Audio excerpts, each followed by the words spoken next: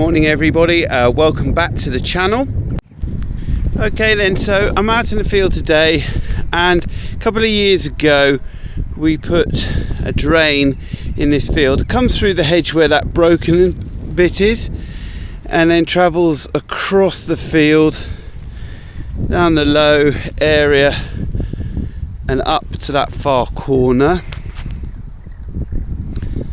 up there by the scaffolding. So we've been out here today because, if you recall from the summer, this low bit round here had really low yield. So what we're looking at today is bringing a drain or a pair of drains through this low section down to where my truck is, and then bringing a drain across here through to the hole. So I don't own don't control or even own the land on the other side. That grass field, as you see, some woolies there. I don't control this grass field, so it's a neighbour has given me the right to drain across this field into those trees.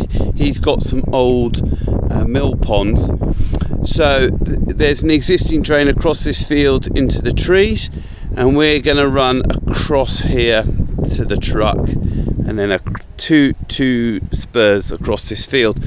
Now, one of the challenges we have is that this structure is an outer marker for Heathrow Airport, so we've got quite a lot of electric cables in the field, and they run across here. Basically, you can see there's a telegraph pole in the distance, and it runs from there across this field and up to this pole here underground. So it was put in because my neighbour likes to fly his helicopter, as you do. So when we come across from here in the spur that runs up to my truck, we're going to have to navigate some pretty hardcore electric cables just there. So that's an extra challenge. So hopefully I will be able to share a bit of footage of those drains going in later in the week. Afternoon everybody, Thursday afternoon, and despite heavy rain we've managed to start our bean drilling. So we're out with the Claydon, and it's doing a pretty good job. Little bit of needs to trench a little bit open behind the wheels, but otherwise it's doing a pretty good job. It's nice and friable at the moment. We are actually there's your bean there, right next to a nice worm, and I suppose we're about 4 or 5 inches down, so nice and deep.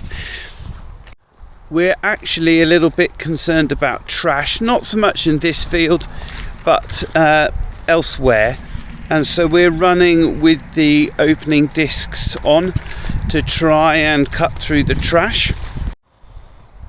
So as you can see here, we're running with the discs, and we actually use worn out A-shares, and you've got the bean coulter, the single bean coulter rather than the split coulter. So as you can see, it's picking up on the wheels. There is a danger that it builds up on the 2 central wheels. I'm just trying to catch the 2 centre wheels, and it pulls the pipe off, but we haven't had a trouble with that today, so all good. More to follow next time. Morning everybody, so Saturday morning, and I apologise for missing the trencher in action, but as you can see it's behind me, and as you're about to see, the job is nearly finished. So that for those viewers who don't know, this is a trenching machine, and what happens is this like giant chainsaw basically cuts through the ground. So that chute on the back can be changed for different sizes. That's the gravel chute on them at the moment, This is another chute for a main drain pipe, and as you can see it's a bit bigger, and yeah, this is just spring loaded, but rolls the pipe will roll out of the back, so pipe goes in the top and out the bottom. Then gravel can be fed into the trench on top of the porous plastic pipe.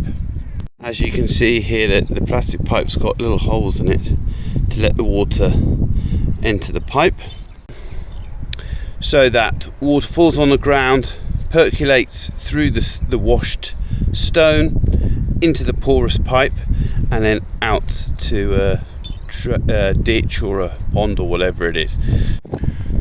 So this is the tracked gravel trailer. Gravel goes in there, it comes out the front and into the trench, and then this blade pushes the mined soil back into the trench. So let's just have a look at the route. So this is the main drain run, and then if we turn around behind us, we're going to have two angles coming off here. Morning everybody, welcome to a somewhat wet Sunday morning. I just wanted to show you this mustard clearly coming into flower now. It's a pretty substantial crop, and it was blown on with the aero after harvest, and the field on the other side of me is already fenced off, ready for the woolies' arrival. As you can see, it's sort of mid-thigh, mid-thigh sort of height, occasional flowers. And as I said about 2 weeks ago, once mustard gets to that floret stage, it really bolts through and gains considerable height. So once it gets to that sort of mid-shins sort of height, that's when we tell our grazier he needs to get on site. So thank you very much everybody, hope you enjoyed this week's video. Please give it a thumbs up, click on the subscribe button and click on the little bell to get notifications of when our next video goes live. Thank you very much, bye.